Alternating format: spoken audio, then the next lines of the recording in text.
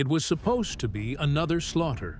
July 4th, 1943, Marines on tiny Renova Island called this stretch of sand Suicide Point after Japanese bombers turned fuel dumps, trucks, and a field hospital into a burning graveyard just 48 hours earlier. Private First Class Evan Evans had fired his 90mm gun that day and watched every enemy bomber escape. Now radar is humming back to life. Scopes show 16 Betty bombers inbound from Rabaul. And every man on the beach knows there won't be a second miracle if they fail. Subscribe to No Man's Land so you don't miss the war stories history tried to bury. The sun had not yet burned moisture off the palm trees when the first radar warning buzzed across Renova Island on July 4th, 1943. The air felt heavy, thick with salt and leftover smoke from 2 days earlier. Marines still called the place Suicide Point because on July 2nd, 18 Japanese bombers and hundreds of escort fighters turned the beach into a nightmare. Private First Class Evan Evans, 22 years old, remembered every second. Fuel tanks erupted like volcanoes. Trucks melted into twisted shapes. The field hospital caught fire before wounded men could be moved. 77 Marines were injured. 59 died in minutes. Evans and his crew fired back with their 90mm gun, but without radar, shells passed behind fast-moving bombers. That day, they hit nothing. The Japanese flew away untouched. Now, 2 days later, Evans crouched beside his gun in coarse volcanic sand. His crew members, Boone and Gamborowski, performed system checks with steady, rehearsed hands. The difference today was one word: radar. Engineers had patched up the SCR-268 set overnight using parts pulled from wreckage. The system glowed back to life at dawn. A signal officer shouted down the trench that radar detected a large formation inbound from Rabaul. Distance 120 miles. Bearing 320. Altitude 14,000 feet. The crew fell silent. A mechanical computer called the Sperry M4 clicked as elevation and angle began updating. Evans looked north. Through thin clouds, he imagined 16 dark silhouettes approaching at 260 miles per hour. Each bomber carried up to 8,000 pounds of explosives. They were the same model that destroyed Suicide Point.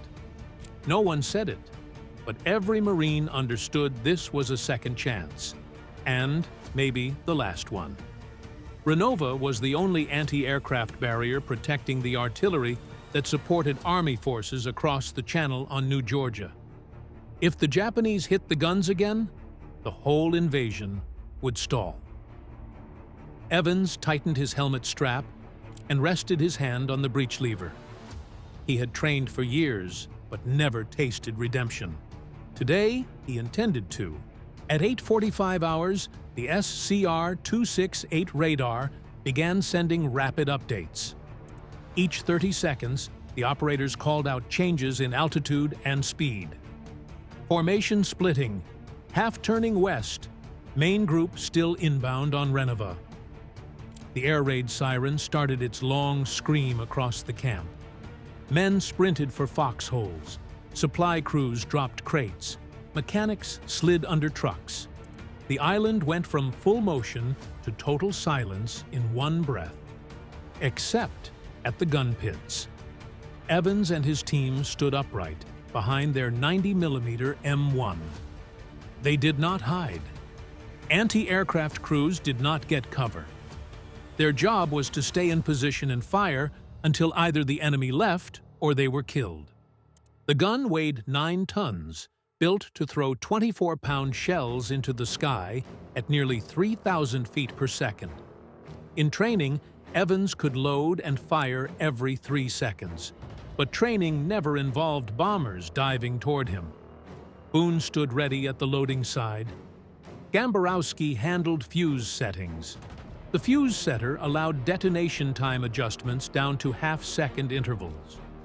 At 10,000 feet, Shells took 18 seconds to reach altitude. If they exploded too early or too late by even 1 second, the burst could miss an aircraft by hundreds of meters. By 9 a.m., the Betty bombers were 14 miles away. The crew could see them through binoculars, dark crosses against bright sky. Their bomb bay doors were already sliding open. Evans heard the first order. Battery C, commence fire. All 12 guns on Renova roared together. Sandbags trembled as shock waves ripped through gun positions. Shells launched upward every 3 seconds, streaking black smoke trails. Marines called anti-aircraft fire flak rain. It looked like black flowers blooming around the enemy. The first salvo burst too small and too low. The bombers held formation, unfazed. Japanese crews were trained to ignore early flak patterns. They expected poor aim. They expected another easy run like July 2nd. But on this day, radar guided the guns ahead of projected flight paths. Evans heard his director call new coordinates. The barrel adjusted 2 degrees. Azimuth, 3 degrees left. He pulled the firing lever. The shell left the gun and climbed toward history. The shell Evan Evans fired at 9:04 changed everything. Radar data fed into the Sperry M4 director was suddenly cleaner than before. No static, no delay. The gun mount corrected itself mid-track, guiding the shell slightly ahead of the lead bomber's projected path. 18 seconds after firing, the fuse ignited. A burst flashed 200 meters in front of the Japanese aircraft. The bomber flew straight into the cloud of shrapnel. A plume of black smoke erupted from its right engine. Flames trailed back across the wing. At first, the pilot stayed in formation. Japanese doctrine trained them to hold tight even under fire. But within seconds, the engine began to fail. The bomber dropped altitude and veered sideways, losing speed rapidly. It tried turning back toward Rabaul, but at 6,000 feet the wing snapped off. The aircraft descended into the ocean northwest of Renova. 1 down. Evans didn't celebrate. There was no time. 15 bombers were still inbound. He stayed locked on target, moving like the gun was part of his body. Load. Ram. Set. Fire. Boone shoved another round into the breech. Gamborowski spun the fuse dial to match altitude. Radar called again. Now second bomber. Left wing of formation. Evans adjusted. Fired. A second blast filled the air. The bomber wobbled but kept flying. Then Renova's other guns joined in more effectively. Battery E scored a hit to a bomber at 9,000 feet. Its tail separated. The plane spun downward into Blanche Channel. Marines watching from trenches shouted, realizing their defenses finally worked. At 6 miles out, the bombers began their attack run, descending to 8,000 feet. Traditionally, they would fly directly over the target before dropping. This time, explosions forced them to release early. Bombs fell harmlessly into water half a mile offshore. White spray shot upward like geysers. Evans kept firing through the chaos. The Japanese formation lost discipline. Zeros darted away rather than support remaining bombers.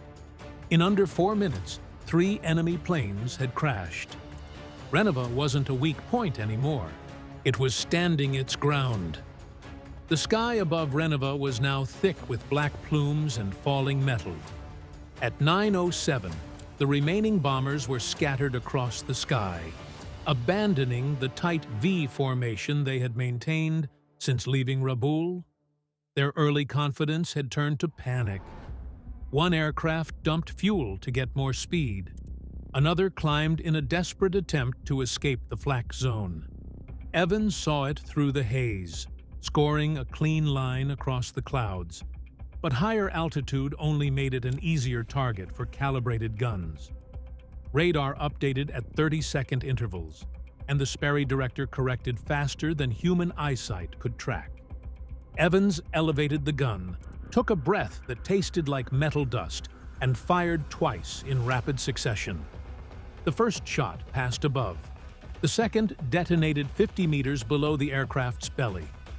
The concussion wave flipped the bomber almost vertically.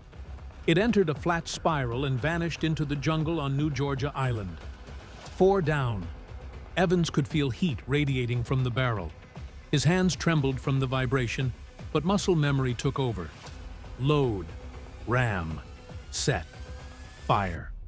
It repeated like a heartbeat. He could no longer hear commands over the blast noise, only interpret hand signals from his crew and track the mechanical rhythm. Around the island, the other 11 90mm guns were syncing their fire to radar calls. Marines were trained to expect a 2% hit rate from anti-aircraft fire. What happened now defied every training manual. Shells burst so close to the bombers that they momentarily disappeared in waves of flak. 2 more Japanese aircraft began trailing smoke, one missing half a tail assembly. It pitched into a spin and crashed seconds later into the ocean. With 7 minutes left in the engagement window, the bombers broke south and west, splitting into groups. They were no longer attacking, they were running. But Renova's guns had the energy and positioning to reach them. As Evans's crew shifted arcs for a lateral shot, he realized something few gun crews ever experienced: control. For the first time since arriving on the island, every movement of his weapon seemed one step ahead of the enemy. The Japanese had turned Renova into a graveyard 2 days earlier. Now Evans intended to make sure it stayed one, for them. At 9-10 hours, the Japanese formation had lost all discipline. Instead of a precise strike wave, 12 surviving bombers were now spread across a 10-mile radius, each pilot flying to survive rather than complete the attack. Some climbed toward cloud cover. Others dropped altitude to hide against the ocean surface. Evans shifted positions rapidly, his gun tracking one bomber escaping west toward New Georgia. The crew adjusted elevation to 9,000 feet. Evans fired. The first shell flew high. The second burst 30 meters behind the bomber's tail. Shrapnel tore through control lines. The aircraft attempted to pitch upward, then immediately stalled and spiraled into dense jungle. 5 down. Battery E locked onto another bomber flying in tandem with the first. Their shell burst underneath its wing root. The plane jolted, lost lift, and hit Blanche Channel before flames consumed the fuselage. 6 down. A third bomber tried to make a hard turn southwest to follow retreating Japanese fighters. Evans timed his shot as the gun director adjusted. The shell detonated inside the blast shadow of the previous hit. The bomber banked, lost balance, then cartwheeled into the sea. 7 down. From Evans's position, it was difficult to see individual crashes, but debris and column trails confirmed kills. Marines stationed at shoreline positions later described the ocean as boiling with wreckage. At 9:14, 3 bombers flew northwest, gaining altitude, likely trying to climb above anti-aircraft range. Evans knew the M1 could engage effectively up to 33,000 feet. These bombers were barely halfway. He cranked elevation to maximum and fired without hesitation. 22 seconds later, the shell burst 200 meters from the lead aircraft. The pilot banked right, straight into the next round. The cockpit shattered. The plane fell in a nose-down dive and disappeared into the waves. 8 down. The beach that had been chaos 2 days earlier now stood silent except for gunfire. No bombs struck the island. Not a single Marine had fallen. Evans felt the barrel heat pressing against the humid air. His crew had fired 42 rounds in 7 minutes, far beyond standard engagement rates, but the weapons still held. 12 minutes into the battle, Japanese pilots were no longer attacking Renova. They were fleeing from it. At 9:16 hours, the sky began to clear, not because the fight was over, but because there were almost no targets left. Smoke drifted across Blanche Channel from burning wreckage. Only 6 Japanese bombers were still airborne, and all of them were pulling away from Renovo at full throttle. Their bomb runs had failed completely. Instead of dropping ordnance directly over Marine positions as they did 2 days earlier, they released from 6 miles out, panicked by deadly flak. None of the bombs reached land. Most splashed harmlessly into the ocean, throwing up geysers visible from the trenches. Evans did not look at the water. He kept his eyes on the gun sights. The next bomber he targeted showed visible damage, an uneven glide path, smoke trailing lightly from one engine, range 9 miles, altitude 7,000 feet. Radar called adjustments. Boone loaded. Gamborowski set fuse time. Evans fired. The burst landed 40 meters to the right, close enough. The explosion struck the aircraft's starboard side. The wing collapsed inward. The bomber spun violently and dropped out of the air. 9 down. 2 more attempted to flee westward, banking toward open ocean. Battery C and Battery A fired in sequence. One aircraft took a direct hit to its engine block, breaking apart mid-flight. The second tried to outclimb the flak zone and failed. It lost altitude rapidly and vanished into the jungle terrain on New Georgia. 11 down. Marines on the beach did not cheer. They remained focused on the remaining threat.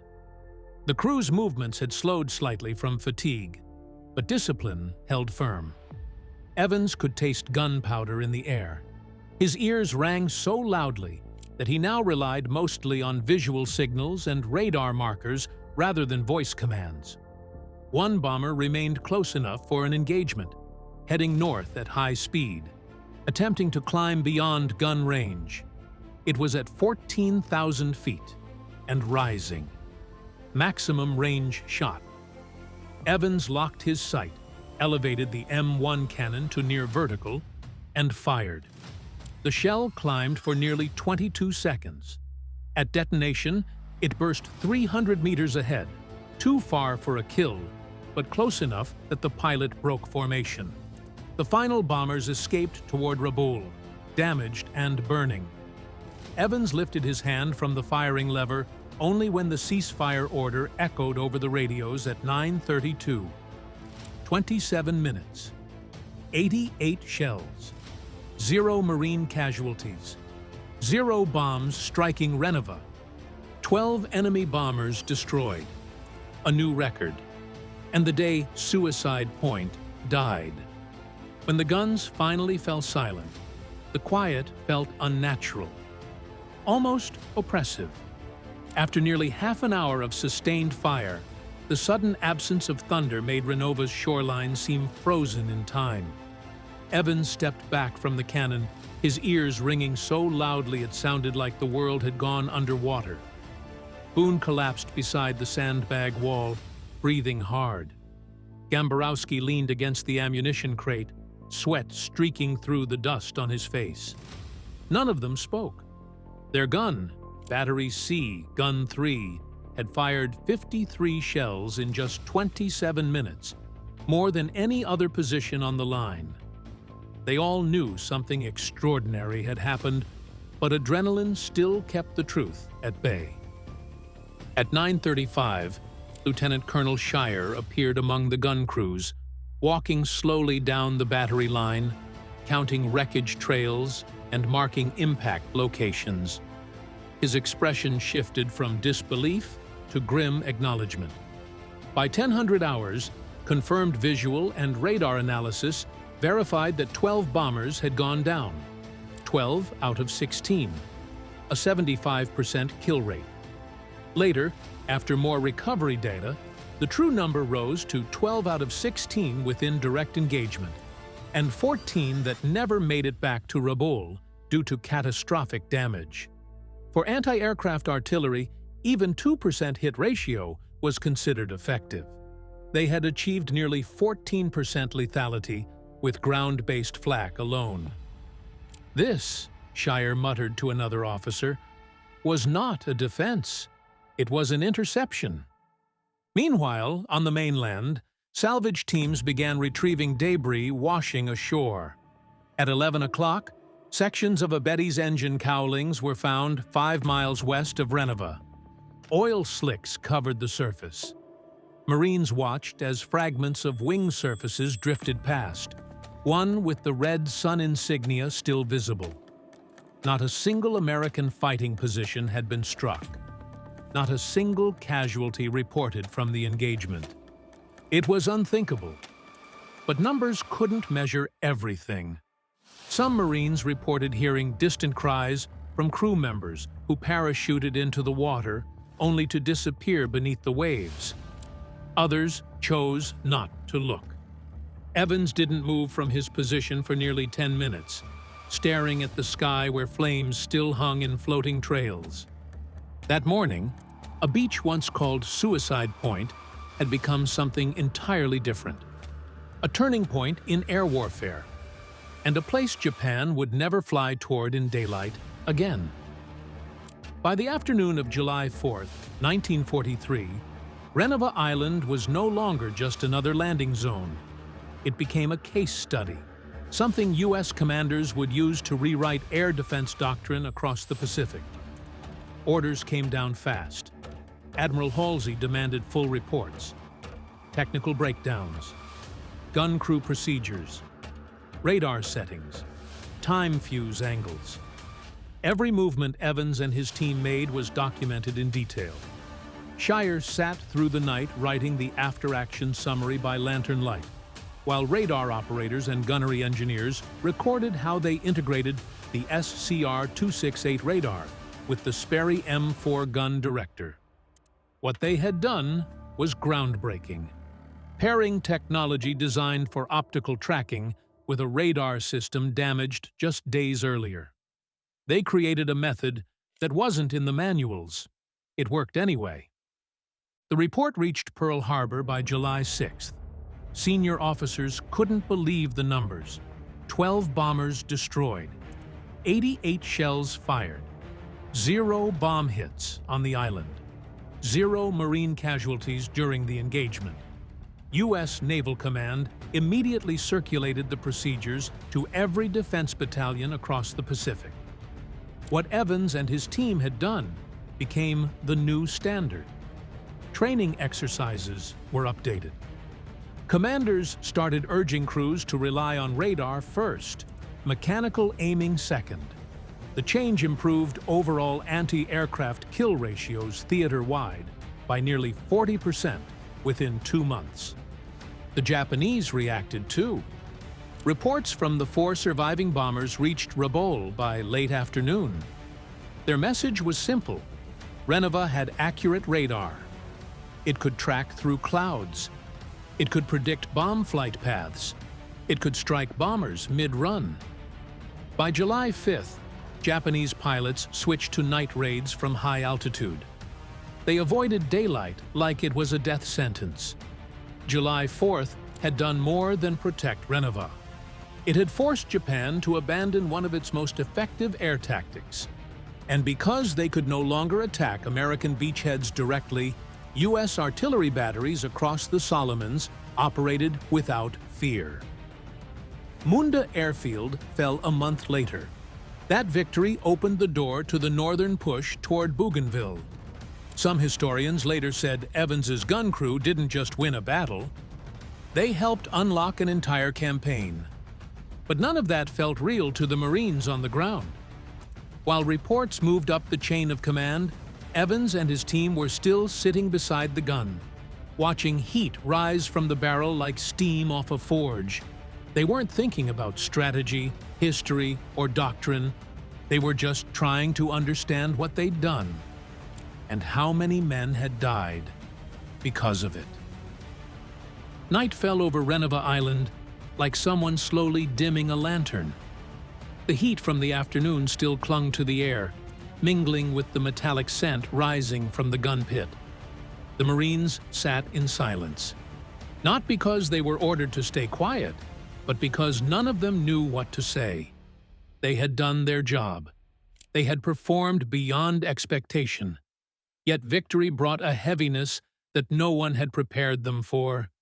Private George Collins, the youngest man on the gun team, stared across the beach at the still-burning wrecks dotting the distant waterline. "That was us," he whispered. "They didn't get through because of us." No one answered. The words sank somewhere deep, into a place silence usually kept sealed. Evans simply nodded. He knew Collins wasn't celebrating. He was accepting the weight of what it meant to hold the trigger on a weapon that could erase aircraft, and the men inside them, in seconds. Shire walked over, handed each man a cup of weak coffee. The liquid trembled in the tin mugs from the shock waves still echoing through the ground. "Get some rest," he said. "Tomorrow we rebuild the perimeter. The war didn't end today."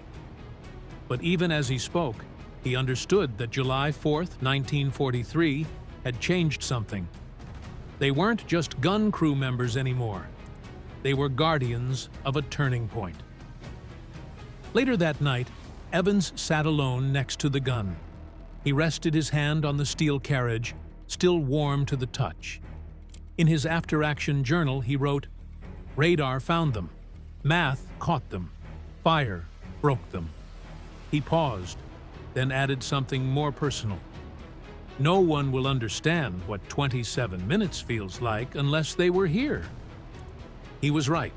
When the official reports reached high command, the engagement was reduced to numbers. 12 bombers destroyed, 16 enemy aircraft sighted, 88 shells fired, 0 bomb strikes, 0 Marine casualties. But that was not the true story. Because what history could not measure was the fear in the pit of every stomach when radar first announced 16 inbound. It couldn't record how time bent around that gun position, how seconds felt stretched thin as wire. And it couldn't define the feeling Evans carried every time he looked out at the dark horizon and wondered who might try again. Renova remained quiet that night. No Japanese planes returned, but no one on that beach slept well. Some victories are loud. This one was silent, the kind that follows you long after the shooting stops.